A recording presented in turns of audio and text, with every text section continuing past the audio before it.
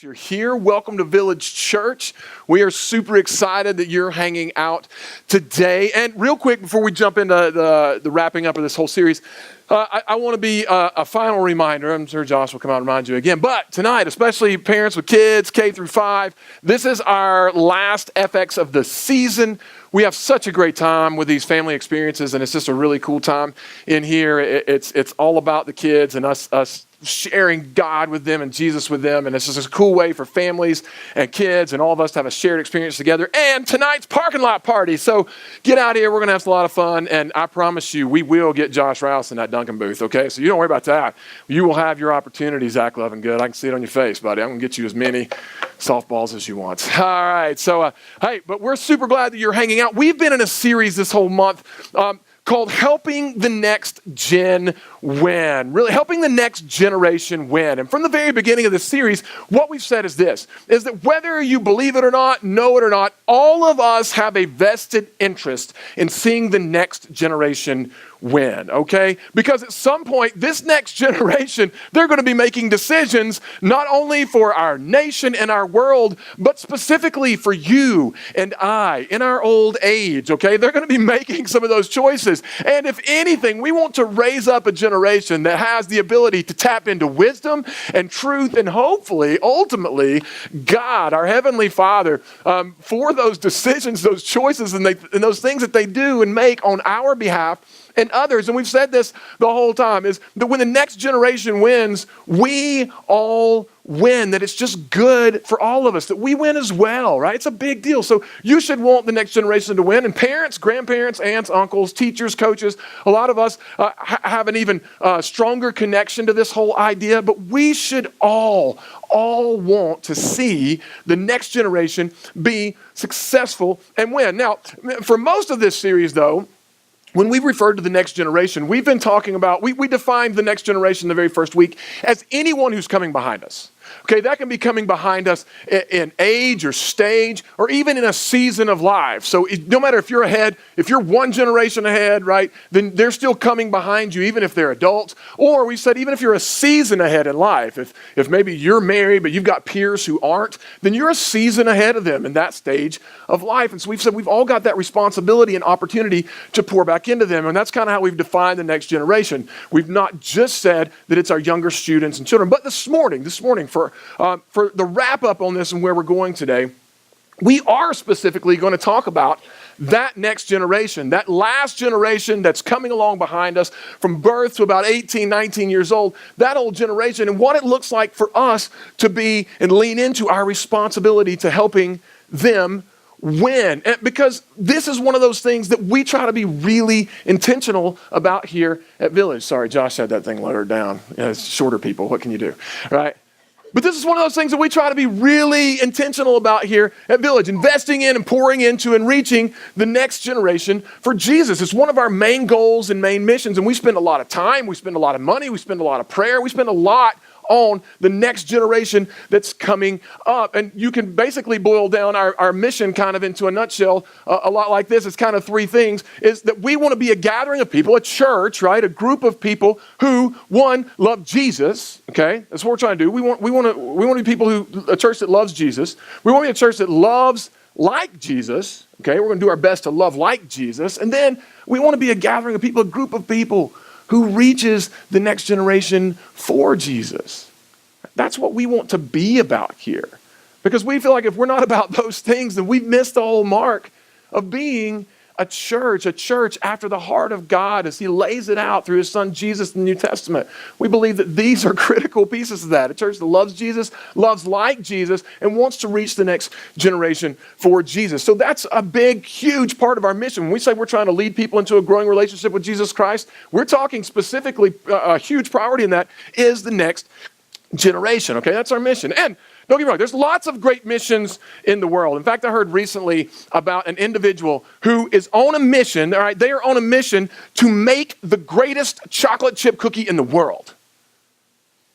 And I believe that is a very noble mission to be on because I love chocolate chip cookies, okay? I don't know how you feel about chocolate chip cookies. And I'm very specific about my chocolate chip cookies. I like chocolate chunks, not chocolate chips.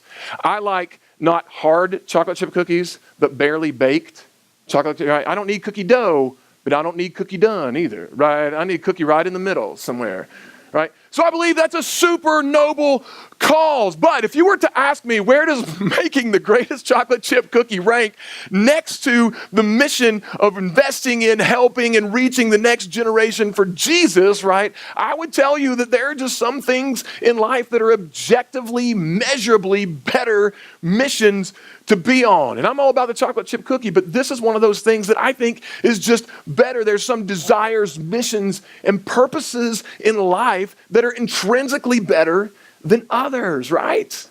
And when I think about the next generation and reaching them for Jesus, them knowing Jesus, having a relationship with Jesus for the rest of their lives, that just feels like a better mission. And don't get me wrong, there's nothing wrong with wanting to visit the top 100 barbecue joints in the Southeast, because we've got some great ones, okay? I know some people that are doing that. They're checking off their list, right? They're like, I'm going to hit them all, right? That's great. There's nothing wrong with that. There's nothing wrong with trying out every cruise line until you find out which cruise line is the best. I love cruises because you can always ask for extra at dinner, okay? I love that. And they have meals every 3 hours during the day. There's something being fed to you. It's incredible, right? There's nothing wrong with that. Or even maybe your mission in life is to hire two separate private investigators and independently tell them to follow each other and just see how that turns out. That would be fun and maybe funny to see how it ended up, right? Those are fun missions. That is great, but when you hold it up next to the opportunity to reach the next generation for Jesus, this just feels bigger and better because we all want to be invested in something that matters, right? We all want to do something that echoes, that has purpose, that outlives our lives, that outlives us here. And if anything does that, it's this. When we hand Jesus off to the next generation. I mean, JFK, right? John F. Kennedy, that was a big vision when he said, hey, you know what we're going to do? We're going to the moon. We're going to be the first one. That was huge. I mean, when he said that at the time, some of you remember that, okay? I mean, we're not giving away age here, but I'm just saying. Some of you remember. And that was a big, big deal. But I'm telling you, this is bigger. And this is better. And this is the mission that I want to be sure that I'm part of, because this is the best thing that we can hand to the next generation. And this is the way to help the next generation win. And why this is so important is that we have a really small window in some cases. Whenever we talk about this, and you've probably heard us talking about this around here before, because that window actually has a name. Okay, I don't know if you knew this, but there's this window that through research, different sociologists and psychologists, especially on the Christian end, they have defined this window as the 414 window. They define it as the 414 window. And the reason that they call it the 414 window is this. We got that slide? Is because 83% of all Christians, 83% of all people who will ever become Christians in their life make the commitment to Christ between the age of 4 and 14. It's interesting, isn't it? 83% of people who will ever become a Christian between the ages of 4 and 14. And American children between the ages of 5 to 13 have a 32% probability of accepting Christ. That right now, 1/3 of our 5 to 15-year-olds in this nation have a probability of accepting Christ on the track that we're on right now. And this one is mind-blowing. Adults age 19 and over have just a 6% probability of becoming a Christian. That if you have not established a relationship with Jesus Christ by the age of 19, only 6% of people who haven't ever do. We have a small window, right? And a very, very small amount of time. And another statistic that they keep telling us about is that by the age of 13, most individuals have made up their mind about who God is and the role that he will play in their lives. By the age of 13, they've decided who God is and who he'll be in their lives. So you see why this is mission critical, and especially for us as the church and as Christians and as those who believe that Jesus is the hope of the world and for our children and for our children's children. And so last week, I told you I was going to give you one big thing, one simple way that we could all engage in this mission. All right, so I'm just going to unload that real early, real quick, and then we're going to talk about it. So if you're taking notes this morning, here's the one big thing. Are you ready? All right, are you ready? Here's how we can help. Everyone in this room can help the Next Gen Win. It's going to blow your mind, okay? It's that profound. Drum roll, please. Actually, I'll do my own. Brrr. Here it is, and it's this right here. Show up. Let's pray. Heavenly, no, I'm just kidding. Show up, right? I mean, that sounds like a simple idea, and in some ways it is, but think about this right here. Most of us are where we are today because somebody showed up for us, aren't we? Most of us are where we are today because someone showed up for us along the way, somewhere or in multiple places along the way. You are here because someone showed up for you. You and I, right? They invested in our lives at just the right time. Someone showed up and gave you a job. Someone showed up and taught you a skill. Someone showed up and showed you what forgiveness looks like. Someone showed up and taught you what it meant to persevere and to push through. Someone showed up and gave you a second chance. Somebody showed up along your journey somehow, somewhere, in some way. And that's why you are where you are today, isn't it?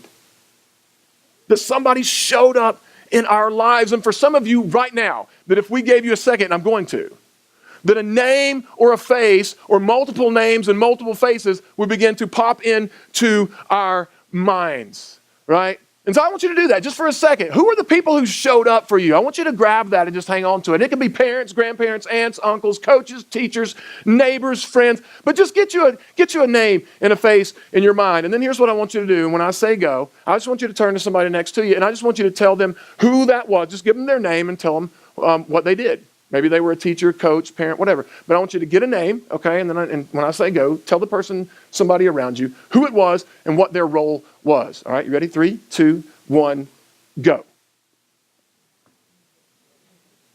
Yeah, you're not supposed to talk in church, people. Come on. Who is it, Ryan?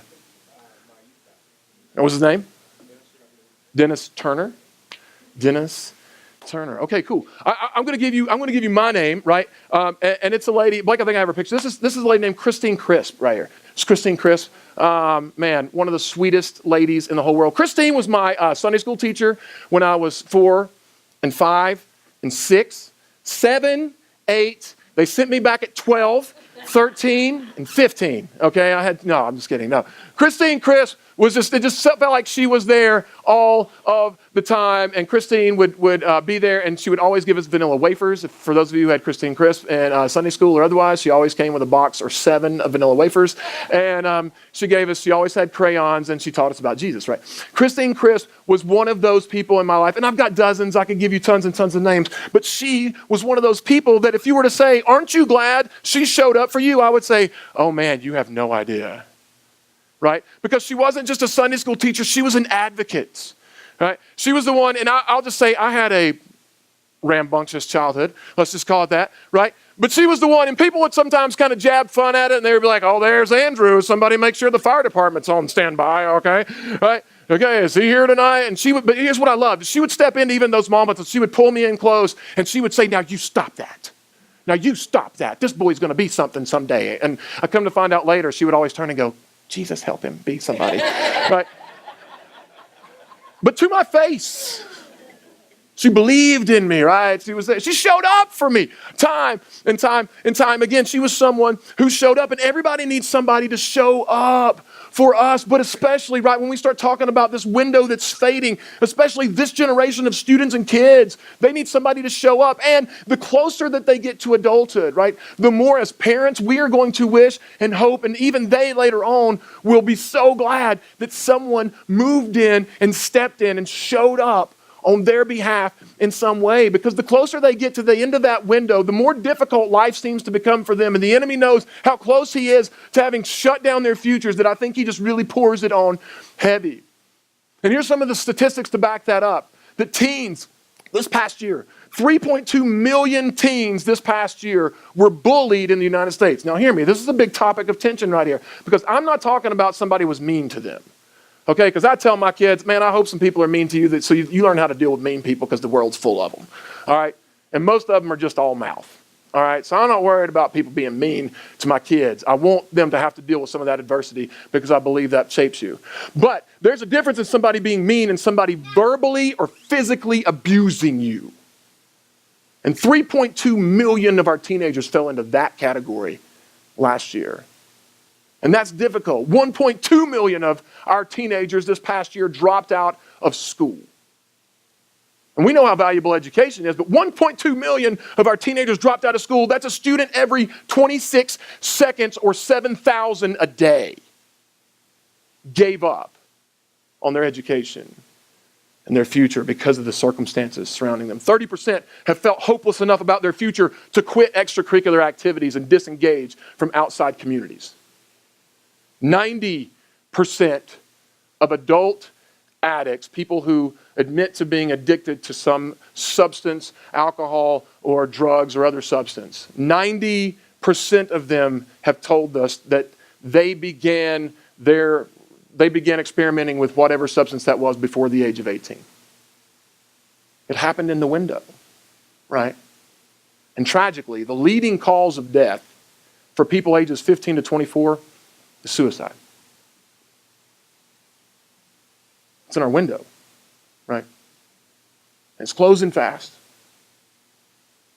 And everybody, needs somebody to show up on their behalf. And if we were to tell stories in here today, most of us would say, man, we could just give name after name after name of people that we're so glad did show up on our behalf. So what does that look like? What does that even mean to show up? There's a guy named John Shipp. He's an author and a speaker. And he wrote a book. This is a great name for a book. It's called The Grown-Up's Guide to Teenage Humans. The Grown-Up's Guide to Teenage Humans. To which has got some of you thinking, man, nobody told me there was a guide, right? That would have been good to know. Okay, but he wrote this book called The Grown-Up Guide to Teenage Humans. And in it, he quotes a Harvard sociology study. And this is what he says. He says the single most common factor for children who develop resilience is that at least one stable and committed relationship with a supportive parent, caregiver, or other adult. Right? At least one stable and committed relationship with a supportive parent, caregiver, or other adult. When I read this, especially the part about the one stable adult, I'm so thankful that my kids have my wife, right? Because at least they have one stable adult in their lives. We're all thankful for that. They are too. Eventually they will be. But that's incredible, right? And on one end you want to go, can you even believe that? But actually, I can believe that. Can you? Right? That people who have one or more stable, consistent adults showing up and caring in their lives turn out with resilience and healthier in their lives and their ability to make decisions and how they live? Yeah. I mean, I would like to say that's such a surprise, but it's just not, is it? Because for a lot of us, this is our story. But at Village, we don't just believe it's a story. We actually have embraced it as a strategy. Right? We believe that this is the way forward for the next generation, that we have an opportunity to make a huge difference in the lives of the next generation just by showing up. And here's how we would rephrase this quote by John Shipp, and it's this, that we believe every kid is one caring adult away from a better future. And more importantly, we believe every kid is one caring adult away from a better faith, from a better relationship with Jesus. If the right people with the right heart step into their lives at the right time, right? And the beginning of that is just showing up. And again, a lot of us get this because we're byproducts of that, of someone showing up and influencing us in the direction of Jesus. And so as we begin to think about the next generation, here's the facts that our best chance to have influence in their life, this kind of influence in the direction of Jesus, our best chance to have influence in their life is to actually show up, right? Is to show up. That's how we get influence. And now influence is an interesting word, right? Influence is a word that we throw around a lot of different times, and we should talk about that for a second because there's different ways to show up and have influence in people's lives. In case you didn't know. There's a few ways, actually. One of the ways to have influence in someone's life is to show up and have influence through authority. That's happened to probably most of us. People show up and they direct us one way or the other because they have the authority to do so. I don't know if you've ever experienced that. I have. I do a lot of traveling, and we've done a lot of international traveling. And on one of our international trips, I actually got selected, let's say, by the TSA for an extra security search, right? And they had that authority. And so they walked me over to a special area. And then let's just say they touched my life in ways I've never been touched before, right? Let's just say that. But I cannot say that I left inspired or grateful for the experience, all right?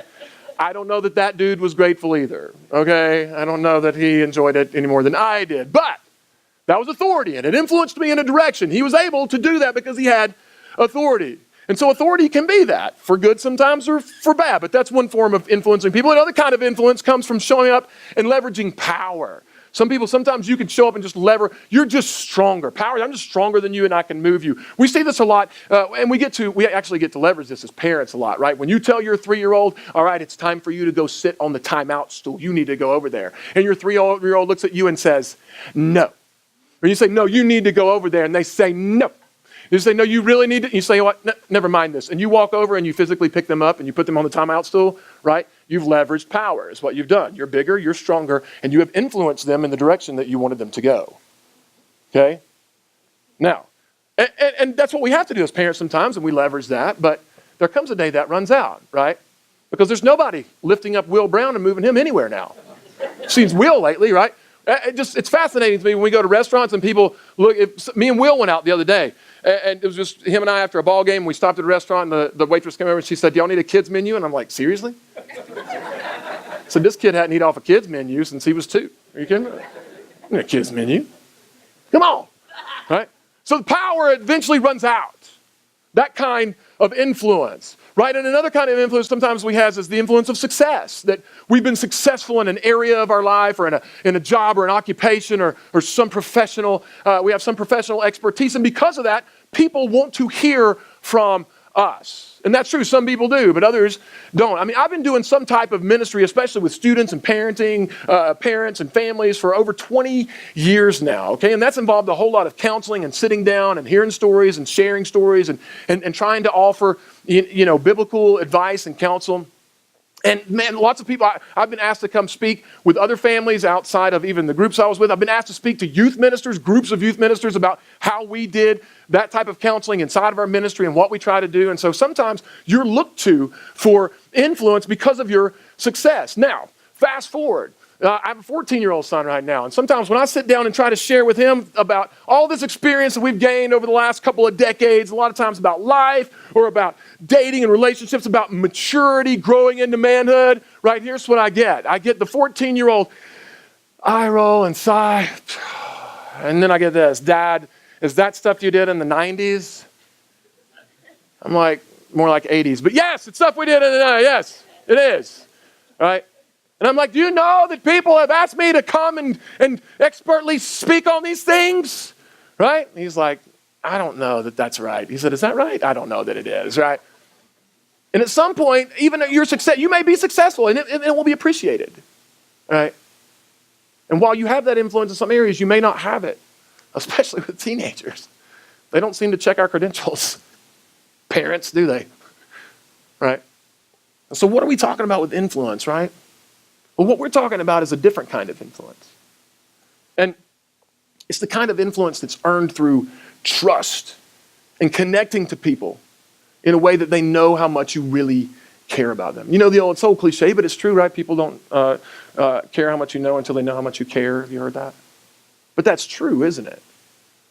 Sometimes your authority, your power, your success make no difference until they know that you are consistently and authentically going to be there for them, and that you really care about their welfare, that it's this influence that has to be earned. And there's actually a way that you can earn it. The great thing is that you can earn this, you can develop this, and it's through this one word, okay? And it's this word right here. It's empathy. And if this sounds like a new word to you, it's because it's one that's lost in our culture right now. Totally lost in the culture and in the day that we live. Again, and when you think about the people who had the influence in your life, the names that you just shared a minute ago, chances are probably they didn't have that influence because they leveraged authority or power or spoke down to you from some perch of success, right? It's because they showed up over and over again, physically present, spiritually present when you didn't even see them, through prayers and through encouragement. Maybe they sent you a card when you were in college, but somewhere they called, they cared about us. And the key word in all of that is they did that for us. For us. For us. They showed up for us. They prayed for us. They sent out words and letters of encouragement for us, because that's what empathy is. It's something on behalf of someone else, right? And this word right here, if we could ever really grab a hold of the power of it again in our culture, we could change the world, because it's almost completely lost in our day and age.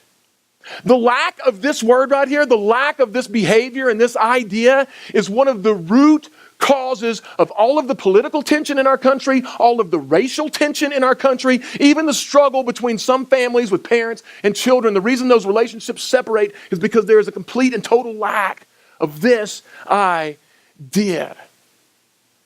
But if we could understand this, if we could show up and exercise this, showing up and exercising empathy is what earns us an opportunity with the next generation. And so I want to really clearly define this for you, because here's a great definition for empathy, and this is what it is. Empathy is simply this. It's the ability to press pause on your own thoughts and feelings long enough to explore someone else's thoughts and feelings. Empathy is the ability to press pause on your own thoughts and feelings long enough to explore someone else's thoughts and feelings. Empathy is literally, it's trying to understand life from someone else's point of view. It's putting ourselves the best way we know how in someone else's shoes to try to understand what it's like to be them in this very moment, at this age, in this circumstance. The author, J.K. Rowling, lots of fiction books and different things. She said this, that one of the most powerful gifts that we've been given by being created in the image of God is this, that we are the only species in creation with the ability to imagine ourselves in someone else's shoes. She said that's one of our greatest gifts, is the ability to imagine ourselves in someone else's shoes, imagination. And when we pause long enough to do that, it can fundamentally change our relationship with that person. But that's really hard to do from a distance. Empathy's hard to have for someone from a distance, right? The sociologist Brene Brown, author, she said this. She said, you can have compassion from a distance, right? From a distance, you can go, oh man, I hate that. That's so sad. You can have sympathy from a distance. Oh man, that's terrible. I wish it wasn't that way. But empathy requires showing up and pausing our own thoughts and feelings long enough to try to understand theirs. And this can be really scary for some of us. And here's the biggest reason why it's scary. Is because sometimes we think if we do that, if we hold back on, even if we know we've got truth, if we're right, if we hold back on that early, we think that we're compromising our truth. But you're not. Right? You're not laying your truth down. You're just pausing your feelings long enough to try to hear from them and try to get to where they are. And here's what I've found out over and over and over again. When I'll hold my rightness and my truth long enough to build a trust relationship with the people across the table or the aisle or whatever it is for me, that empathy doesn't compromise my truth. Empathy paves the road for me to share my truth and be heard as well. Because people don't care how much you know until they know how much you care. Do they? I don't. You come at me guns blazing, I don't care if it's true or not. I'll fight you with the lie. Right? I'll stick my stubborn feet in the ground and hold in because I'm not giving you the break. But you build a relationship with me by showing up time and time again in the hard places, walking with me through the trials, celebrating with me through the victories, and loving me no matter what.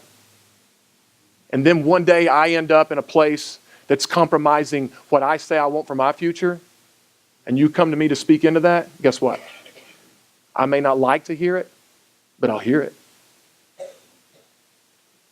And I've got some of those people in my life. And they have had and continue to have oftentimes, thankfully not as often, to say hard things. But I can hear it. Because through empathy, through showing up, through caring, through loving me, even when I was completely unlovable, they paved the way for me to later be able to hear the truth and ultimately hear Jesus, right? It's a big deal. But this is something that we've totally lost, right? You know, you're like, that sounds really cool. Where does this whole idea from empathy come from? Well, let me just tell you where it comes from, right? This isn't something that sociologists, and psychologists, and Scientologists, and other ologists came up with, okay? If they did, they came up with it because they read the Bible. Way to go them, right? Because the Apostle Paul, he tells us where this comes from in a letter to his friends in Philippi. And so he's writing in the book of Philippians, and this is what he says in chapter 2, starting in verse 3. He says this. He says, hey, by the way, as we move forward here, and Paul's trying to help them as they establish this is a brand new way, right? A new church, a new movement, new gathering. He says, hey, as we move forward into this, here's how we're going to do this. First, do nothing out of selfish ambition or vain conceit. Rather, in humility, value others above yourself. Not looking to your own interests, but each of you to the interests of others, right? Paul says, don't start looking at your own interests and throwing those out there. Pause those for a second and try to understand the interests of others. Try to get in their shoes. It's like, try to understand this thing. Here's how we're supposed to go out into the world. Then in verse 5, he says this, your relationship with one another, you should have the same mindset as Christ Jesus. And this is how he says, here's how he describes that in verse 6.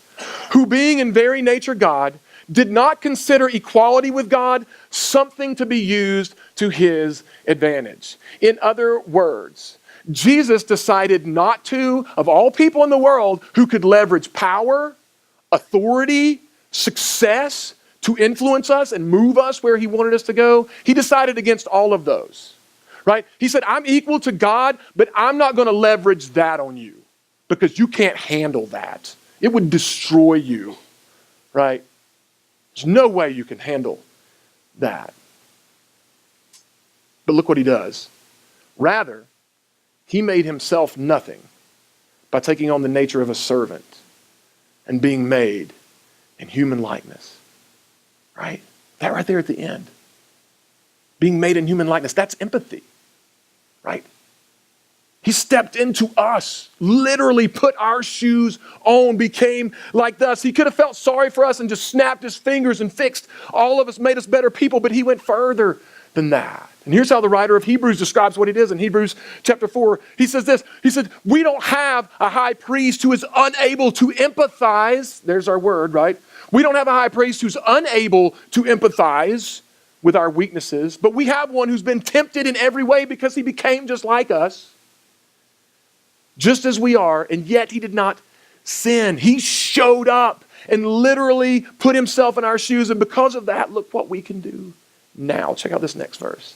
Because of that, let us then, because of what he's done through empathy, approach God's throne of grace with confidence so that we may receive mercy and find grace in our time of need.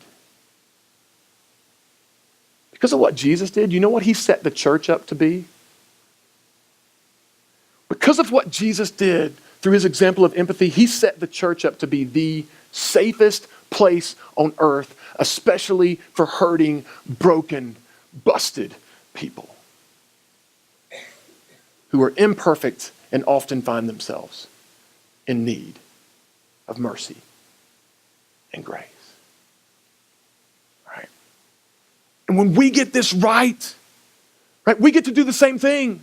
We get to be the place that people want to run to and not from. Too often right now when the church shows up on the scene, people just put their heads down and go, oh no, the Christians are here. What are we going to get now? Oh no, here they come. I bet they're here to judge us and blast us, right? Oh no, the Christians are coming. What if we lived in a world because of how we paused our feelings and thoughts long enough to try to get in someone else's shoes, not compromising our truth, but building relationships based on trust and showing up in hard places so that when the Christians showed up on the scene, people were like, oh, good, the Christians are here. The church has come. We are in the best situation we could be in because they showed up on our behalf. And when we didn't know to go to them, they still knew the doors were open and they could come to us. And whether it was adults or especially teenagers or students who found themselves in a hard place in the midst of failure and something that seemed like it could possibly destroy their lives, instead of running away from the church, they ran to it. How incredible would that be? How amazing would that be? The truth is that we have that opportunity. And the beginnings of it is just this, that we would show up and that we would show empathy, right? We would show up and we would show empathy in the lives of every single person we come across, but man, right now especially, that we would begin to do that for the youngest among us, right? That we would begin leaning in to those opportunities. And today, right, here's the big ask. Really, all this comes down to this. Now, I've been setting you up, okay? I'll just be honest with you, right? But here's why, right? I'll set you up for this every day. But the big ask is this. Will you help us show up for the next generation? Will you help us show up for the next generation and lean in with empathy, right? Will you help us show up for them? And you may say, well, exactly what do you mean by that? And I'm glad you asked, because I got an email from the Clay County Rec Department this morning, and they said they need 24 new T-ball coaches, right? So that's what you're going to do. Some of you are like, no, I'm out right there. T-ball, I'm done. All right, no, I'm not scared. All right, you don't have to coach T-ball. I wouldn't do that to you. I've been there. No, I would say this. There are opportunities in our community to do this. And that we would begin looking for those. To lean in and sow into our kids and our students, or support the people that are doing that, right? That we would try to come alongside and be a light. But I believe our best opportunities for this start right here. Just showing up for the kids and the families that are showing up to be with us. And here we are, man. A lot of you are doing this already, okay? And I'm so thankful, man. I love that we have people like Jean and Heather, and I'm going to miss some people, but Marla and Jamie, who love to rock Village Babies. Man, I'm so glad they love to rock Village Babies, because I don't, right? I do not love to rock Village. I love to see Village Babies and tickle them, and you still hold them. It's awesome.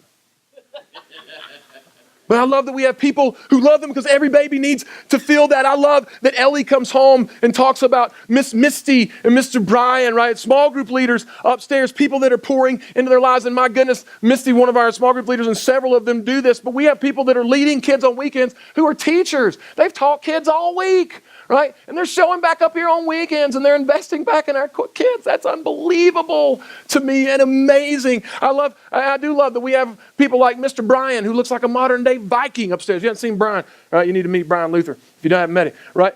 But turns out he's just this big giant teddy bear that kids use as a jungle gym, and he just loves and invests in kids upstairs. And because of that, when we run into him at Sweet Tooth, he knows my kids' names and they know his, and he knows to ask about their sports and their school, and he pours into them, right? That's a huge, huge deal. I love hub leaders like Colby White, who can put my 14-year-old son in a headlock but knows when to let go so he doesn't pass out, right? It's amazing, right? It's appropriate, not inappropriate, right? No, I'm just kidding, but it is funny to watch. Thanks for that. Colby, thanks for that, buddy. Right?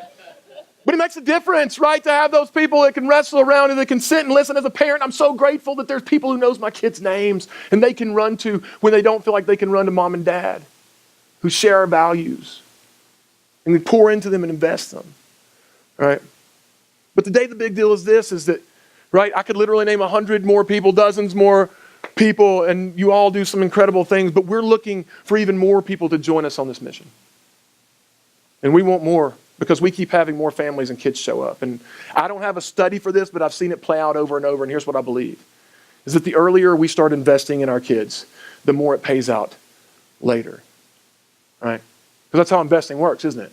The sooner you get in the game, the better off you are later. It's compound interest. That's how that works. And it's almost as if that what we do for a kid now matters more than what we do for adults later.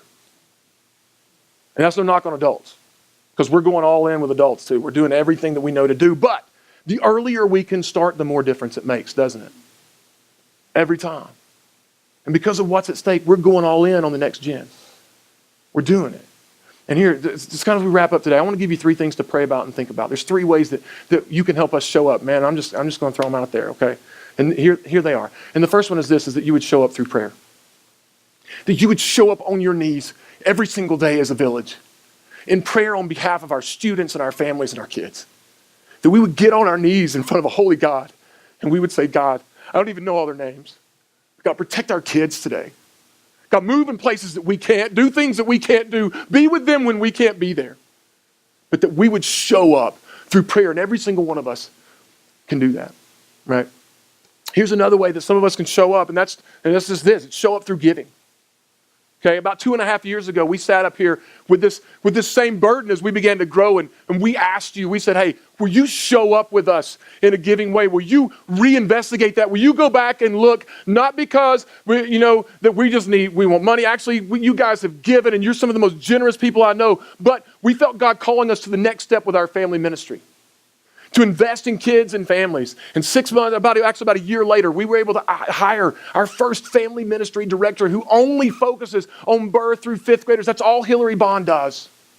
And because of that, our Village Kids ministry has exploded. And I don't mean exploded just in terms of numbers, but it's exploded in terms of life change and spiritual growth. And we get emails from parents who are so grateful for Village Kids. And they have a place to bring their kids, and their kids love to come. That they don't fight their children to go to church in the morning. Then on Sundays, their kids are waking up and waking them up to come. It's a big deal, right? And so some of you may be like, right, I don't do diapers, but I do have the gift of generosity. So how can I pour into this? Because the next phase for us is that starting next year, our first group of Village Kids who started in kindergarten and are now in 5th grade, our first group of Village Kids will be graduating Village Kids and headed into our hub ministries, which are middle school and high school ministries. And so now, man, we are laser focused in on what God's calling us to next there.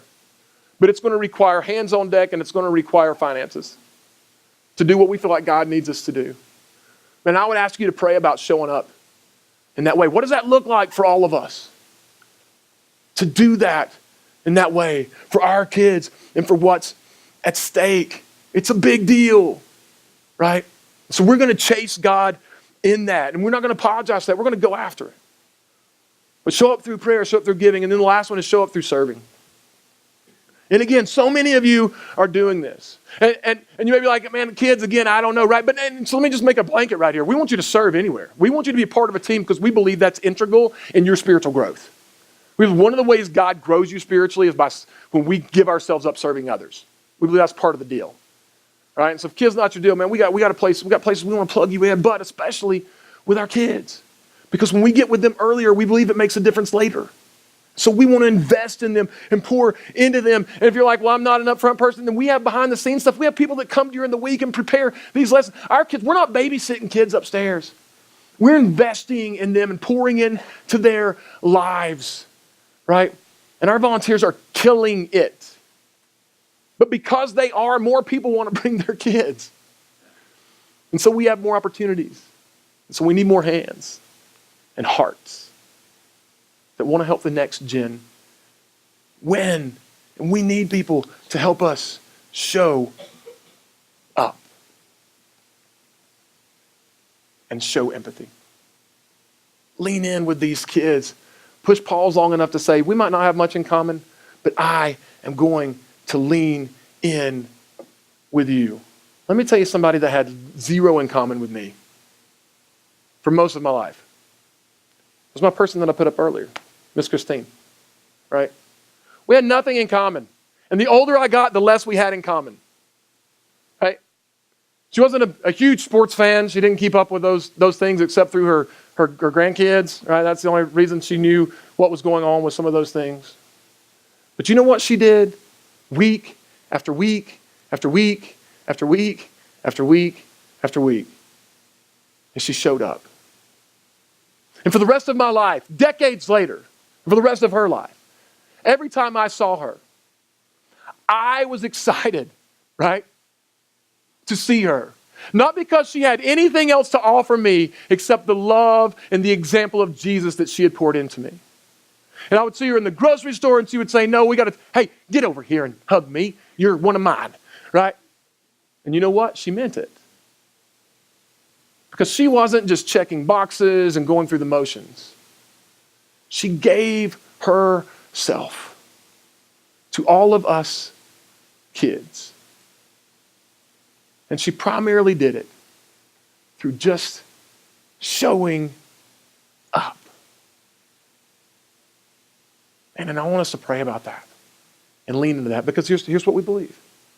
We believe that every kid is one caring adult away from a better future. But more importantly, we believe that every kid is one caring adult away from a better faith, from a relationship with Jesus that they lean into every single day in the times that they need it most.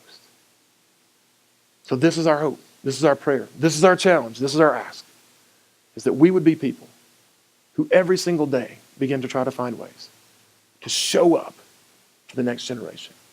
Because this is how we help them win. Let me pray for you. Heavenly Father,